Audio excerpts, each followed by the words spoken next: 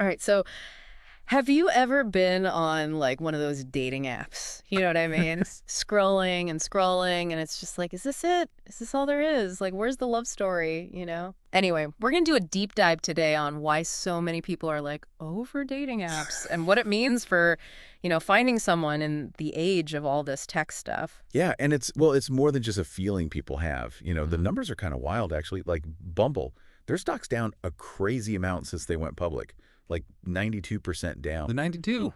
Seriously. Yeah, 92%. And it's not just, them. It's like Match Group, the whole shebang, Tinder, Hinge, even OkCupid. They're all seeing this, like, drop. People are just, like, done with the apps. I mean, I knew things were, not great out there in the dating app world, but 92%, that's like a whole other level. What's the deal? Why are people suddenly jumping ship like this? So it's not, like, a simple answer. It's not just, like, dating app fatigue or whatever. A lot of people who study this stuff are pointing to this thing called enshittification. Enshittification. Okay, well, that's a new one. Yeah, it's a pretty blunt way to put it, but it Yeah. like gets the point across. You see this with a lot of these online platforms, not just dating apps. Basically, it's what happens when they care more about making money than, making sure that people using the app are actually having a good experience. Okay, yeah, no, I've definitely noticed that. Not even just with dating apps. Like, remember Airbnb? It used to be so cool, Find a funky little place to stay, save some money. Now it feels like every time I look, it's all like hidden fees and cleaning charges that cost more than the actual place. Exactly. And it's not just Airbnb. Like, remember when BMW tried to pull that thing where you had to pay a monthly fee just to use your heated seats? Like, come on. Oh, don't even get me started on The that. point is, this whole thing, Yeah. right, putting profits above everything else, it's backfiring. And yeah, dating apps, they fell right into that trap. So instead of like, actually helping people meet and connect, they're just trying to make as much money as possible. Pretty much. Think about it. Those super expensive premium things you can buy, algorithms that show you to more people if you pay extra, all those notifications designed to keep you hooked.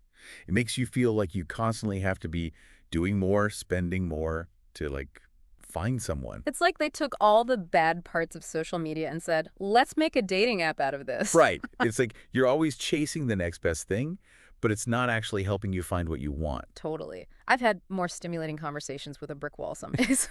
But okay, real talk, if everyone hates dating apps so much, why are they still so popular? Like, why are we all still on these things? Okay, so this is where that idea of adverse selection comes in. So imagine this. Imagine like a new restaurant, right? The place to be.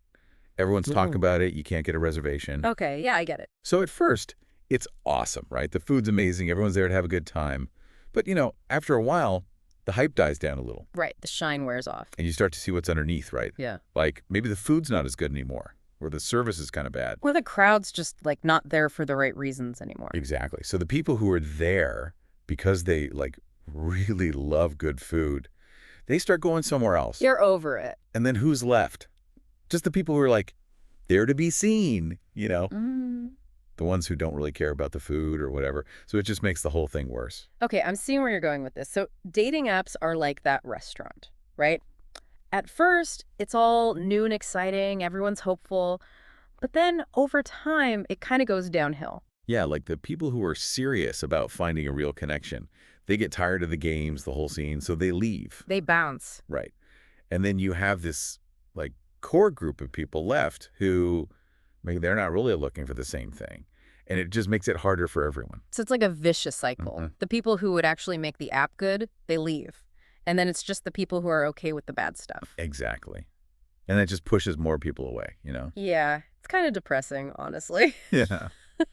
So, like, what's the solution here? Are we all just doomed to be single forever? No, not at all. It's just, you have to remember that just because something is like really popular, it doesn't mean it's actually good or like working. I think people are realizing that. Yeah, it's easy to forget that sometimes. And the fact that people are ditching dating apps, it's not because they've given up on love. It's like they want something real. So they're like kind of realizing that maybe swiping on your phone isn't the best way to find, actual love. It's more like remembering what it's like to, connect with someone in person, not through a screen. Yeah, like reading their body language, actually talking to them. Exactly. You know, it's funny. My grandma's always on me about this. She's like, put the phone down, go join a book club or something. Well, there's a reason why people have always met that way, right? Right? Doing things together, having something in common. Instead of just like a blurry photo and a witty bio. Right. When you're into the same things, it's like a real connection, not just trying to sound cool on an app. So ditch the dating apps, get out there, live your life. Pretty much. Sounds crazy, right? But honestly, sometimes the best way to find something real is to just like put the phone down and, actually look around. Yeah, be open to it. Exactly. It's almost like dating apps promise to make it easier to find love, but maybe they made it harder. It's like the opposite of what they were supposed to do. Yeah. The best connections, they happen when you're not even looking for them, When you're just like being yourself. Totally. Well, on that note, I think we've reached the end of our deep dive today. Yeah, it's been great chatting with you. And to everyone listening, if you're feeling down about the whole dating app thing, you're not alone. Seriously, put your phone down, go do something fun. You never know who you might meet. Until next time.